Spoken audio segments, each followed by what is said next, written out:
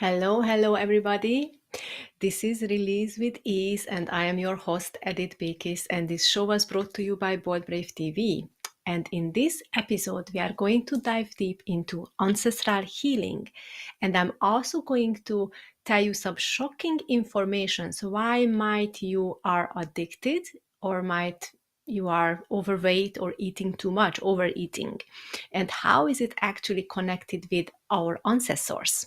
So I'm going to talk about all of this in this episode. So stay with me. And if you have a nice notebook, I highly recommend you to grab your notebook and actually take notes, because I'm sure you're going to hear some information you never heard before and might you want to remember it or revisit it. Okay. So let's talk about our ancestors, how they actually impact our current reality, because that's the most important thing to understand. Like, we want to make our current reality a happy one, a joyful one, in health and well-being, and it's still sometimes blocked. It's still sometimes you feel that something is there which not allowing me to reach that happiness or joy, right? And one of the aspects is actually our ancestors. We don't need to be mad about them, right? It's not like that they are doing it purposely, right? So there are two aspects to it actually. One is how they actually was their upbringing and the traumas they went through. That's the thing what we can feel in our reality. And the other thing is actually their karma. So their trauma, how they actually reacted to their trauma, has a huge impact our current reality, because we inherited their new behavior or the new reactions through our family patterns. Because you, before you turn 7 years old, you are like a sponge. You are walking around in theta brainwaves, with theta brainwaves, which means you actually taking in all kinds of informations around you, all the behaviors, all the beliefs and habits which is around you, right? And this is your close family, your parents and your grandparents. So let's say something happens to your grandparent. For example, they get divorced, and then the grandmother stays alone in the house taking care of like 7 kids, because back in the times used to be 7 kids and there is no male in the home. So basically the trauma causing the mother to take on masculine work and the work of the male, and also to be the leader of the family. But why she's doing that, she's creating this behavior, these habits, and this kind of strong masculine energy. And also she's creating probably boundaries with other people, not trusting enough. So all of this trauma creating a new personality in her, and she's reflecting that into her family, and with the conversations, with the messaging to the children, is all around it, right? And then the other aspect could be in this situation is that maybe she has boys, and then one of the older boy is taking the part of the father and taking the responsibility of the father. So that boy is carrying an extra weight of responsibility on his shoulder, and that what he's going to reflect on his lineage about taking responsibility more than he should, or grow, or actually changing the hierarchy in the family. Like, he's taking the place of the father, and because of that he's not he has not enough time for himself, being himself authentically. So he's missing out on his own opportunities or on his own joy, or happiness and well-being, because he's focusing on actually taking care of his family, and then the siblings and everyone, and even his mother. So that can be also a very huge heavy energy, and it can also go through his way of thinking, beliefs, and the how he's acting is going through his lineage. And most likely in his family line, all the boys going to be like hardworking and not taking care of themselves, overworking, and burning the candles on both ends, right? And then the mother side is basically the most likely the woman's is going to be more masculine, and also again more working, and then not allowing them to be like in a feminine energy. So if there is a background like that in the family, then that can be inherited, and then it's causing in your current reality, if you have any relationship issues, then, or any physical issues, or then you can feel that actually it's coming from your ancestors, is coming from somewhere else, because you were not in the condition to put on that kind of energy. So it was inherited through the way how they behaved, how was the messaging in the family, how they reacted towards certain actions and things. So that's how it came spiraled down to you, and now it's causing issues in your family.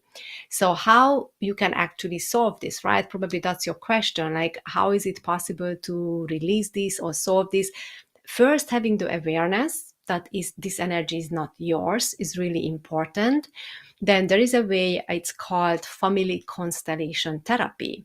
And in family constellation therapy, what is happening is you actually bringing in the souls who passed by, and then these souls needs to be in peace with their own situation, and they need to understand what they went through and how they changed and how it's impacted the lineage. So they actually change their own perspective, their own ways. They bring back the peace and harmony in their situation with forgiveness, and then with acknowledging the hierarchy in the normal way in the family. So when we go through that process, basically when we tidy up those situations in that level, then you're gonna suddenly, like within a week, experience in your realm, in your own physical reality, that the dynamics are changing. Even your consciousness is gonna have a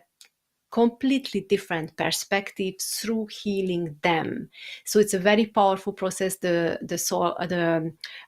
family constellation family therapy, and it's used by psychotherapists, it's used by holistic therapists, is widely used. I've seen it also that they are doing online as well, but I do not prefer that. I think the family constellation therapy should be done only live, like one on face to face, basically. So if you believe that your situation is actually related to ancestral things, then I highly recommend you to search family constellation therapy in your area, because I think it's you can find it probably in your town or in another town near to you, but it's actually widely used by therapists, and is really great for your ancestral healing. So this is one thing what can impact you. And the other one is, as I talked about, is the ancestral karma. So this is a bit heavier thing to understand, that if your ancestor done something wrong, we talked about karma in the last episode, right? We went through all the steps, like what kind of actions on the law of karma is falling into karmic debts, right? So if they actually did one of those, you can inherit it the way that is coming to you as a karmic cycle, and then you can fall into the same karma what they gave to you, basically. But it's like you have still a choice, you don't need to fall into that karma. You have a choice to actually make a different decision, but you have to have the awareness what's going on, what is happening. And of course, it's not always, you're not gonna know it like it is your karma or their karma, right? Is it coming from your past life and then it's your karma or their karma? Probably not gonna have this awareness, but you're gonna have the awareness that there is a challenge here. And to resolve this challenge, you need to see the consequences of your actions up front, like, okay, if I do this, what's going to happen? Or if I do that, what's going to happen? So you need to take the time, be patient with yourself, and then also analyze the situation, and then make sure you're not making mistakes which can also ruin other people's lives, not just yours. So being very cautious about making decisions when there is like a big challenge coming in which affects other people's as well, because that's how you can see that this is a karma a karmic cycle when you feel that it's really impacting other people's around as well. So, for example, a divorce or a marriage or changing, like moving somewhere, relocating. So those kind of big things which is affecting more people around you, not just you yourself, then you know that this is kind of karmic, and your decision can impact many people, and you need to see like the consequences of your actions, basically. So this is really important to understand. And again, it's not sure if it's your karma or their karma. I mean, you can, if you are able to tap into those dimensions and ask for guidance, from the consciousness or superconscious or the spirit guides, then you can go into deeper layer, and then you understand more about it. But what is important for you is basically when you are in a crossroad, when you are in a big decision, to understand that it can even go wrong, very wrong, and to see that. And then might you feel like, oh yeah, it's something karmic, because my decision can actually shift so many things here and change the narrative and change the whole thing, the whole situation. And that's when you need to be patient. Okay. So I'm also going to do today one meditation in the third segment, but this time we're going to do a meditation about releasing the karmic depths of being disrespectful. Because I also believe that when we are disrespectful is mostly towards parents and ancestors and masters, like mentors, and also for against women. Basically, that's the most important to release. And as we are talking about ancestors, as we release these karmic debts, the disrespect, it brings in more blessings into your life, because you clear that state for you. And so that's why I wanted to do that. And then there are other things what you can do if you actually getting into karmic cycles. And I talked about it last week, that there are specific meditations for your own karmas to release, but there are also meditations which are very long, like 30 minutes, 1 hour. That's why I'm not doing it here on this show, because they are very long meditations which clearing ancestral karma, is going deep into every details of the ancestors, what kind of karma they could actually inherit on you, and going deep into and release it. So how you can have access to that is I have a school community. Might you heard about school, SKOOL. So in school community, I have a meditation library, and it has a couple of these ancestral healing meditations. And currently I have a 7 days trial, free trial. So if you join now, you can actually, in that 7 days, you can go through this ancestral karma healing meditations, basically, and release whatever you can release and heal from it. So if you go to school, you just actually go into discovery, and then you look for release with ease. So exactly the same name as my show. So when you get there, you can actually join and start doing these meditations, because they are really powerful. They're really clearing those karmas. So then you have less challenges in this reality, basically, as you go through those healings. And what does it mean? You need to you can make less mistakes in your life, right? So that's the beauty of this is healing processes, that while you're not doing those, then you're gonna be hit by the karmic cycles, you're gonna hit by the triggers, and you always need to be very cautious. You can make lots of mistakes, and that's how we're getting into miserable situations in our life. But if we actually doing these releases, doing these healing meditations, and we make sure that we release everything, then basically the trigger is not gonna hit you, then the cycle is not end, so it's not gonna hit you. So it's basically your life is gonna be much smoother. And that's when I call it like the lucky syndrome. I talked about lucky syndrome the other episode, that basically the people who seems lucky, the people who seems like, oh, everything is always so great for them, because they came from with good karma from past life, But if most of the people who happen to not feeling the lucky syndrome, you brought probably not many negative karmas into your life, then you can start doing these meditations, and you're going to realize that your life is going to be more and more effortless. It's happening. It's like clearing your slates, and then it's like your life is just going to be more and more effortless, because you attract good things. You start attracting good things as you clear out your karma and your ancestral karma, basically. So after the break, I'm going to talk about the overweight, being overweight, or having addictions, and how that relates to ancestors, and how you can actually help yourself with that. And I'm also going to tell you the story how I lost 20 kilos and find my new body again or old body, new body again. So basically I want to give you all of those information so you can have hope, you can feel like it's possible for you to be healthy and happy again. All right, so see you back after the commercial, and you are watching Release with Ease, and I am Edith Kiss, and this show was brought to you by Bold Brave TV. Hello, welcome back to Release with Ease, and I am your host, Edith Bekis, and this show was brought to you by Bold Brave TV. And in this segment, I would like to explain you about ancestral defect. So many people is struggling from addiction, all kinds of addiction, like it could be drugs or alcohol, even gaming, or gambling or sex, but there are many kinds of addictions, right? And sometimes not sometimes, most of the time we are blaming the person, right? That they are weak, they are not enough strong to actually stop it. And we always like blaming those people, like how you got to this situation, why you are doing it, questioning them, blaming them, trying to actually put them into the corner and making them to feel more miserable than they are, right? They already know they have a problem, and then the outside people, not understanding them or not showing compassion, and support is even hurting them more. So what is actually happening, and how is it also connected with the overweight and overeating? Because that's also an addiction when you want to eat more than you should, right? So that's why I'm kind of mixing these two things right here now. And in this case, we're not talking about ancestral trauma or ancestral karma, we're talking about ancestral defect.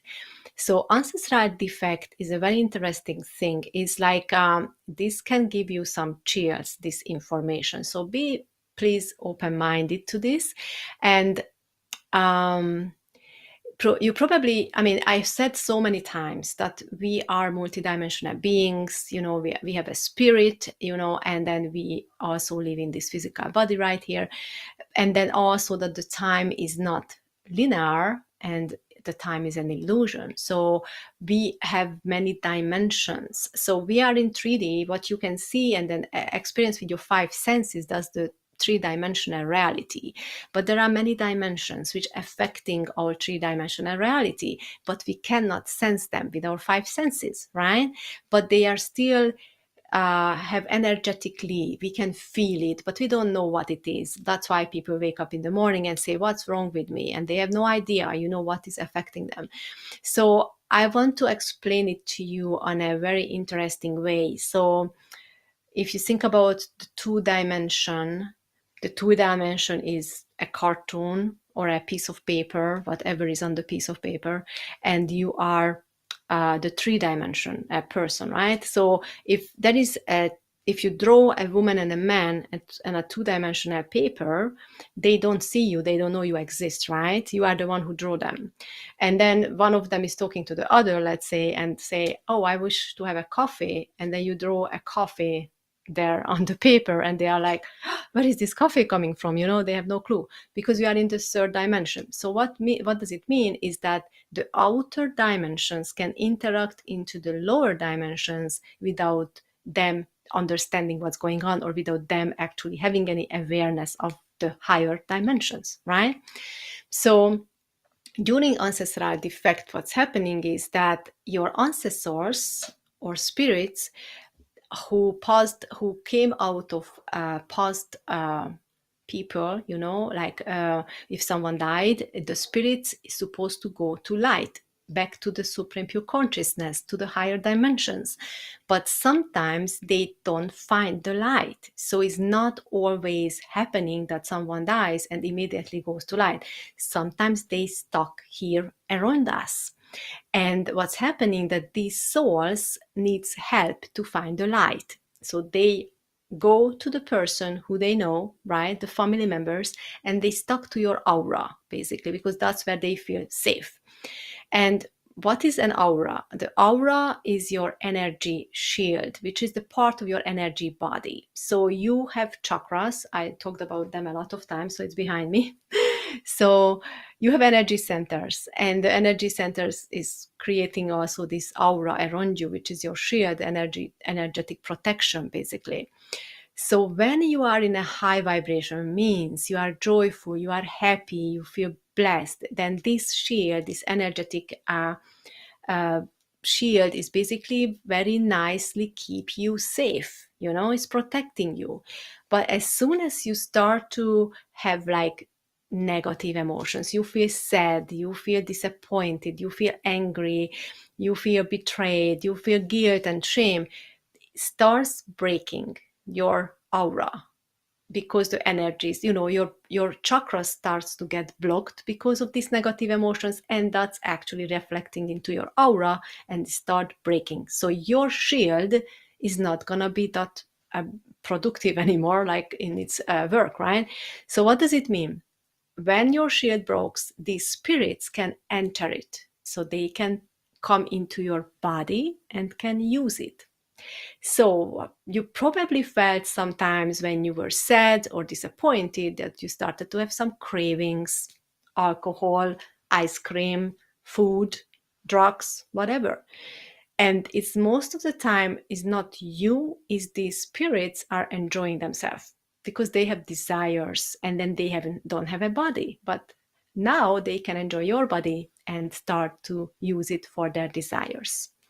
So that's what is happening. I'm sure you are pretty shocked now if you haven't heard this before.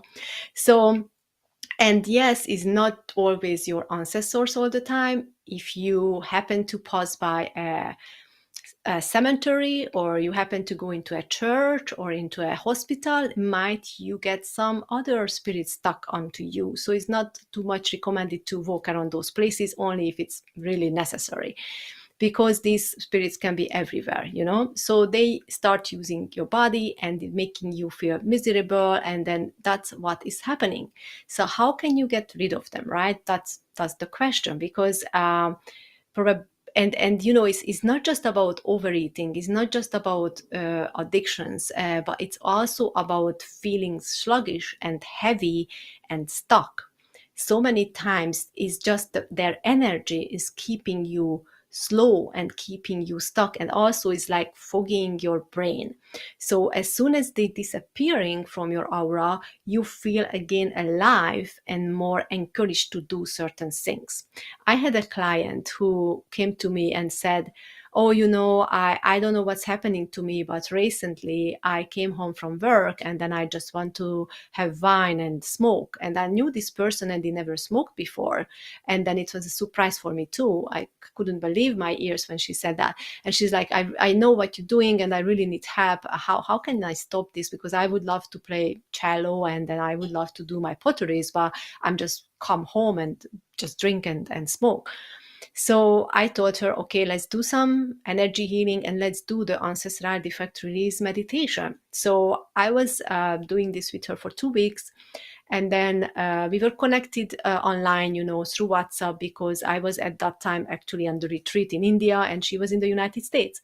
So after 2 weeks, I was like, she kind of disappeared from my WhatsApp, and I was like, what the heck is going on? So then she came back 2 weeks later and she said like, oh, I am so busy because I'm doing pottery and playing cello, and guess what? I stopped drinking and smoking. I was like, okay, that's cool. So this was one of my clients, and then it's also helped smoke with quitting smoking other clients as well.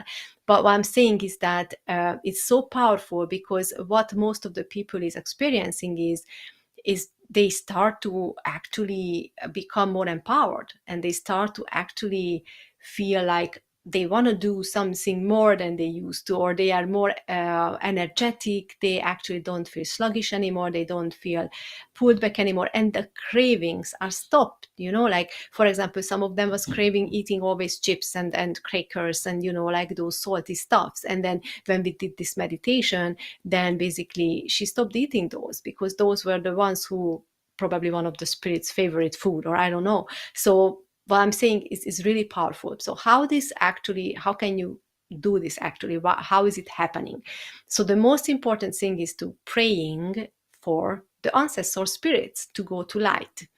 You can take the time and light a candle, a white candle, make sure it's white.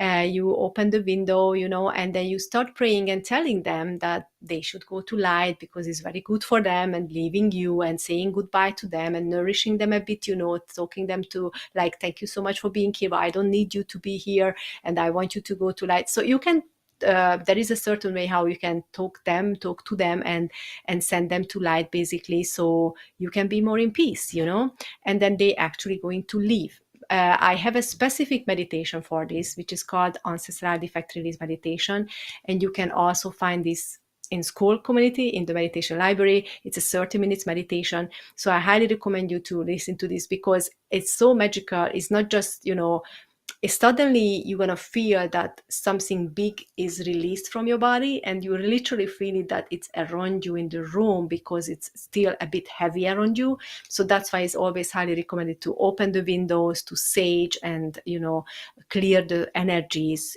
so the spirits can actually go away. So it's happening, it is real. So I highly recommend you to pay attention to these kind of things, to clear your space, to clear your area, to clear your aura, basically, from the spirits, and talk to them and release them, help them to go to light.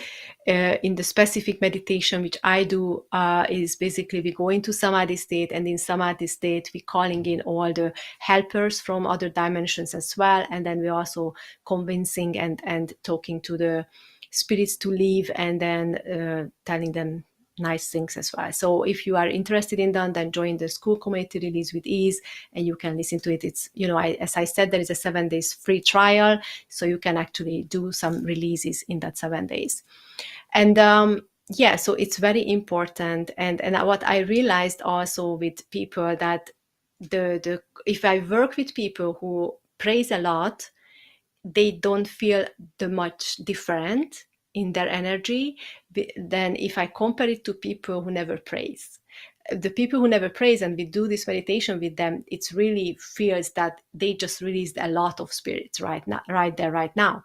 But the people who praise a lot, it feels like they are probably helping and releasing constantly as they are praying. So it's a huge difference in how you actually feel yourself as well, and how you can actually control your body and control your energy. And as you see, the most important is to keep your vibration high, because then you are protected with your own energy, with your own positive energy. So that's why I always say to people that if you don't know how to release properly and heal properly from the unconscious mind, the course of the trauma, then don't go into the rabbit hole and don't stay there, because you are just, breaking your aura, and you make yourself vulnerable even more to all kinds of energies. So this is what I wanted to share with you now. And then after the break, we're going to do the meditation to heal or release the karmic debts of disrespect from all of your layers, basically. And it's going to help you also in the future to attract better things into your life. So I'm hoping that you stay with us after the break. And this is Release with Ease. You're watching Release with Ease. I'm your host, Edith Bekis, and see you soon. Hello, welcome back. So we are going to do the meditation now. If you haven't done it with us yet, I highly recommend you to sit up straight, or if you are laying down, then make sure that your spine is straight. If you are driving, make sure you park your car and you do the meditation in the parking lot. And after the meditation, you get out of your car, you walk around a bit in the fresh air before you continue driving, because we're going to transcend into the unconscious mind. So we're going to lower the brain waves into theta or delta slowness. So it's going to impact your awareness for a while. So let's begin. All right, close your eyes, relax your body, breathe evenly. With every inhale, you inhale peace. With every exhale, you exhale toxins. Do this 4 to 5 times. Inhale peace, exhale toxins. Relax your jaw, relax your shoulders, relax your arms. Breathe evenly.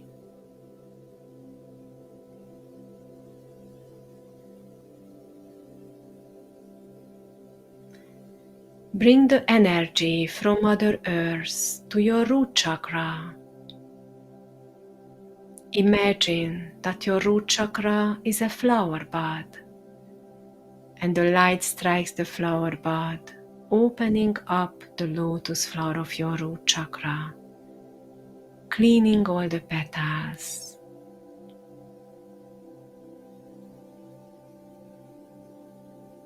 And the flower starts swirling with the part of your eternal soul molecule inside, which was carried from lifetime to lifetime, bearing all your past memories, achievements, and failures. Spin the chakra as fast as you can, clockwise, with the speed of light, so you don't see the chakra anymore, only a circle.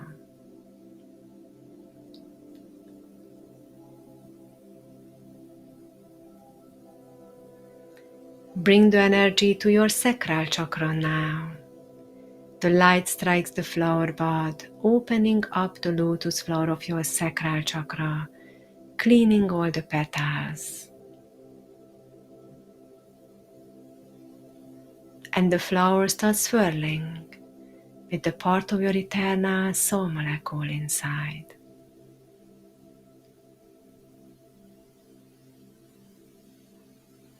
Spin the chakra as fast as you can, clockwise.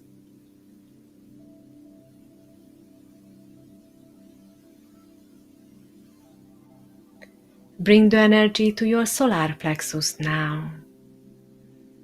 The light strikes the flower bud, opening up the lotus flower of your solar plexus, cleaning all the petals.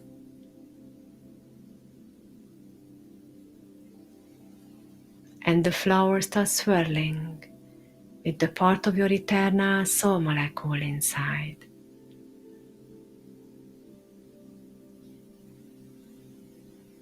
Spin the chakra as fast as you can, clockwise.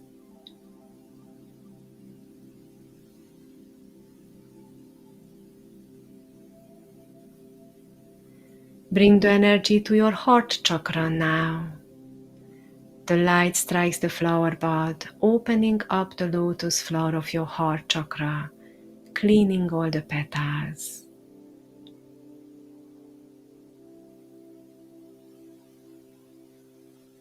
And the flower starts swirling with the part of your eternal soul molecule inside. Spin the chakra as fast as you can, clockwise.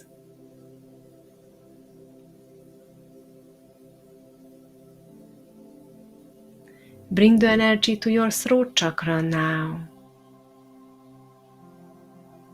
The light strikes the flower bud, opening up the lotus flower of your throat chakra, cleaning all the petals.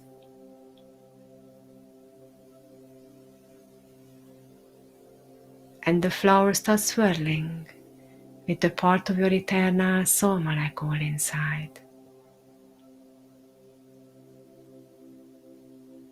Spin the chakra as fast as you can, clockwise.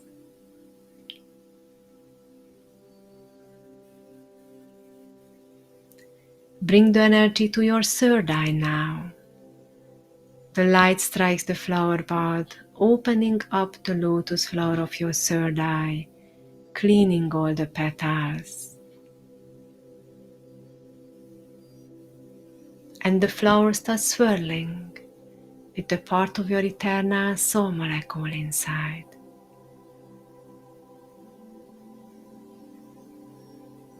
Spin the chakra as fast as you can, clockwise.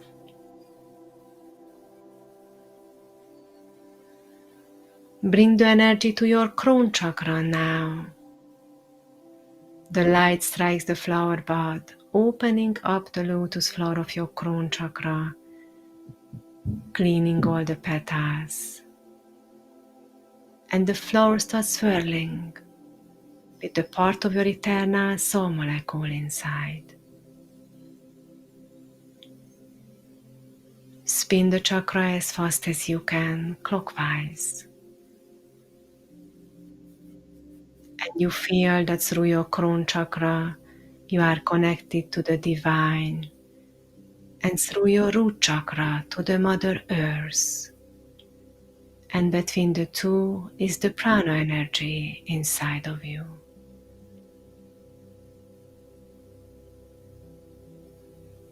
Bring the energy to your 8th chakra now, which is 6 to 8 inches above your head, the chakra of your aura, soul star chakra. The light strikes the flower bud, opening up the lotus flower of your 8th chakra, cleaning all the petals.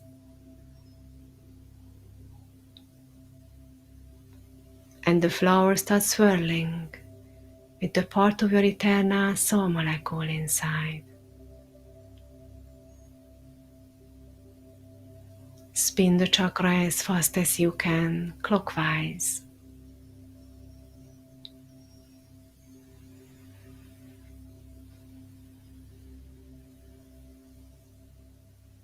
Now start to inhale from your root chakra towards your 8th chakra and exhale back to your root chakra by your spine.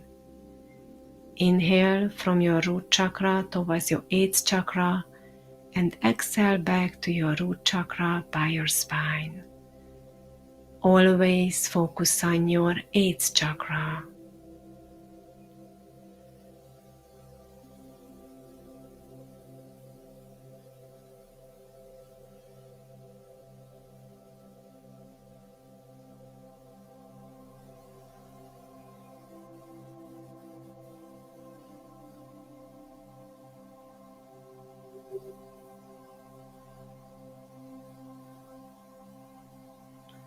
You will experience that your exhalation path is getting shorter and stops above your root chakra.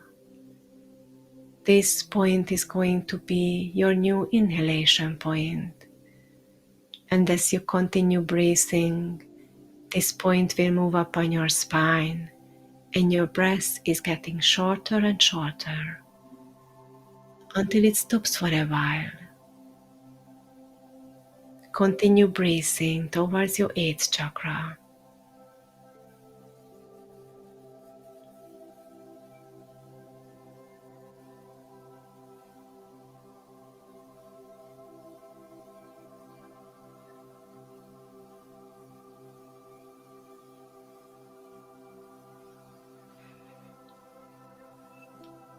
Every noise besides my voice brings you deeper and deeper. Always focus on your 8th chakra.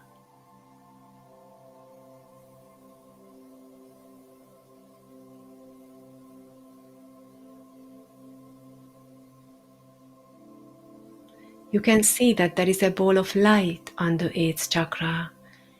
You can even rotate it around. Bring the light from this ball of light into your brain, into your body. See how it's dazzling like a sun ray.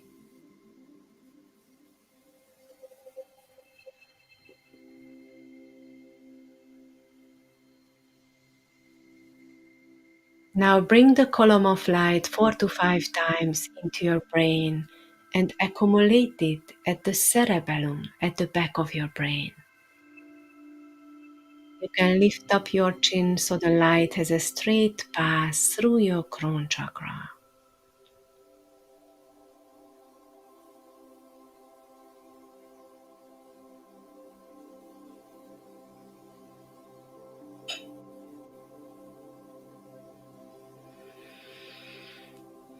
Now bring the light continually from the cerebellum into your pineal gland, which is a pea-shaped gland in the middle of your brain. Bring the light continually, and you will experience the unity with the divine.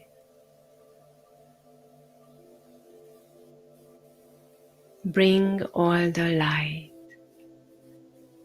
and you become one with the Supreme Pure Consciousness, always one, never separate.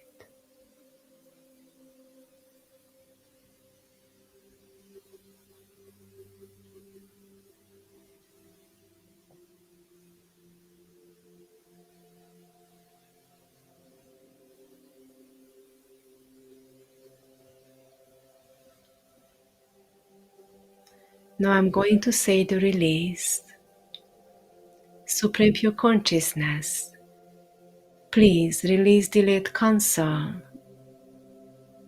the thought and action of disrespect from my physical body, from my DNA, from my etheric body, and from my soul body, and from my Akashic records, and replace it with, I know how to live my life without being disrespectful.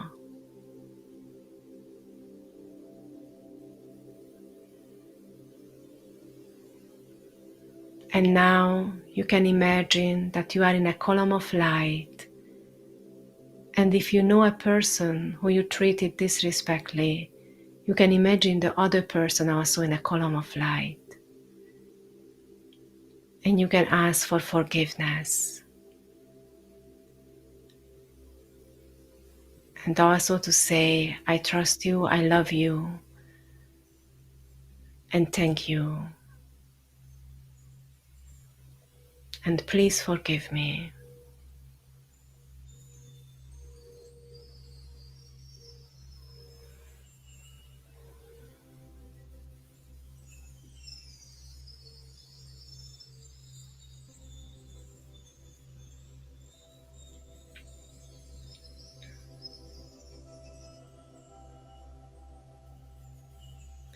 Now bring your awareness back into your third eye, and you can open your eyes if you feel so. We are coming back after the break. You are watching Release with Ease, and I'm your host, Edith Beekis. Welcome back, everybody. This is Release with Ease. I'm your host, Edith Beekis. I hope you enjoyed the meditation and you're feeling well.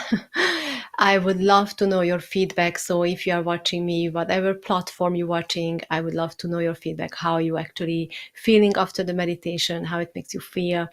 I love always know about this. And before we close, I wanted to tell you more about family constellation therapies. So why is it so great and why is it so powerful? Because it's actually happening with a group of people, and this group of people is inviting the whole soul family to collaborate in this healing. And I can tell you certain situations when it's like the most important to use this method. For example, when it was an abortion in the family, there are many people, many families who's suffering from abortions, like they lost children. And the biggest issue is that when they lost a child, they most of the time they don't they ignore that soul or that spirit, and they feel like that spirit is not the part of the family anymore.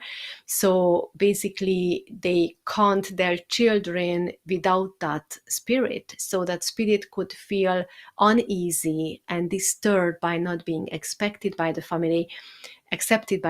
So basically, that spirit can disturb the other children. So when there is some mental issues with other children, and then we know about it, that there was an abortion in the family, is most likely the other spirit is disturbing them.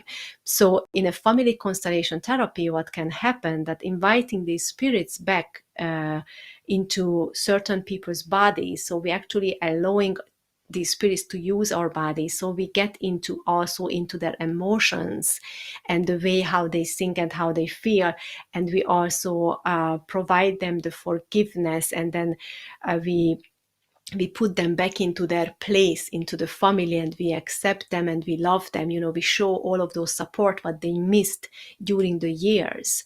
So in family constellation therapy, you can actually fix these kind of issues. So many people believe that, when someone dies and leave this realm, then they are fine. Or how can I say, like, because most of the time when someone dies, they go through some illnesses, some disease, right? So they think like, oh, thanks God they're not suffering anymore because they don't have physical body, so they don't have physical pain. But we carry with us all the emotions and all the traumas, whatever we went through is still in that spirit. And then that can go into the next lifetime and next lifetime until it's released and healed. So the spirit is still feeling, it still have the emotions, only not having physical pain. So, and that kind of situations can reflect down into our reality and create some challenges, obviously. So when I was there was some so I've done many family constellation therapies in the last couple of years, especially before COVID, when it was like we were like meeting very often, doing these family constellation therapies to heal our soul family in a group. So it was really, really powerful. And then how we would actually embody those spirits and feel all of their emotions, it was really eye-opening. How is that possible? And I remember one time when I had to embody a lady, and she had to have several abortions because of her husband was actually asking her to have those abortions. So in that family constellation therapy, she had to actually forgive to her husband for treating her that way, and basically to come back to a positive connection, because forgiveness is the one which brings in the results, the positive results, and it let go the situation and brings in the solutions. So forgiveness is always necessary when we're dealing with trauma, when we're dealing with all kinds of situations, even with spirits. Forgiveness is the most important part of it, and many people is unable to forgive because it hurts them so much. So that's why it needs to go so many process and so many layers of releases and healing to eventually has to forgive. Otherwise it's gonna haunt you, in your life and creating more challenges. So when I was that lady and she was in my body, I looked at that man, I mean, the other person who was embodying my husband, and I had rage and hate, and I felt all of those emotions, what that lady could have felt. It was very powerful. I was crying, and then I said, I'm not going to forgive him. It was extremely powerful. But then we always have in this family constellation therapy someone who's guiding the therapy, basically, who's who's leading it, and she had to turn around my perspective, talk me into forgiveness eventually. So there is always a way how we speak it through, how we guide the person through, the spirit through of forgiveness, but that has to be always happening. The forgiveness, the love, the acceptance, that always has to happen, because otherwise there is no closure, no solution, no healing. Okay, so it's really important. And there was another occasion which I always remember, and it was not that terrible occasion. It was actually the opposite. It was a very beautiful occasion that I embodied a soul who actually didn't really wanted to take care of his responsibilities, who wanted to kind of escape this reality. So when I embodied that soul, literally I had to sit down to the floor, sitting in peace, and then I literally just seen that I am in nirvana. How nirvana looked like, it was why I'm thinking I was in nirvana, because it was like there was no air, there was no movements, there was a couple of trees, the background was orange, like the sky was orange literally, and the trees were not moving, there were no leaves on the trees either, and it was just like no air. But the other thing which I felt there in that position, being in his nirvana, is the connecting to the consciousness, the mass consciousness, in such a powerful way that I had the true belief that I have the answer for every question. I felt that I am connected to the source where all the answers exist. So I even said to the other people in that family constellation therapy that ask me anything, I know the answer. It was so powerful. So doing this kind of exercises and doing this kind of healing and allowing meeting with the spirits and stepping into their reality and helping them to change perspective and heal is such a powerful process, and it's just eye-opening that how little we know when we just walking around here in 3D reality, and how little we can impact, and we need to reach out and go out to the other dimensions.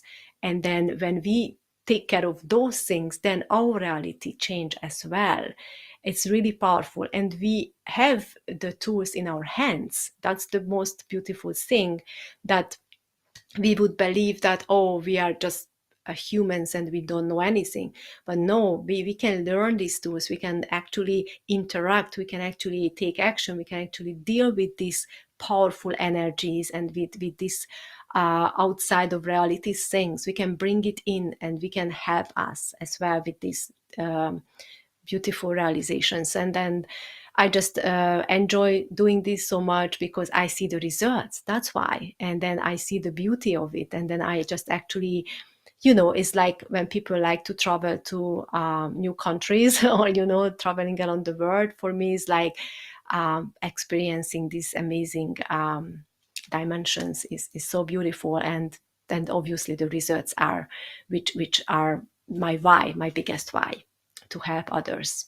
So I'm looking forward to see you next week on our next episode. And if you would like to practice more meditations, you can join my school community, Release with Ease, with a 7 days free trial. And I would love to see you there. We also have a weekly 90 minutes Q&A and coaching and healing, a group session, what you can also join. And we have a lovely community there, so you can interact with like-minded people. So I hope you enjoyed this today episode, and I'm wishing you a pleasant day or evening. And you were watching Release with Ease, and I'm your host, Edith B. Kiss, and this show was brought to you by Bold Brave TV.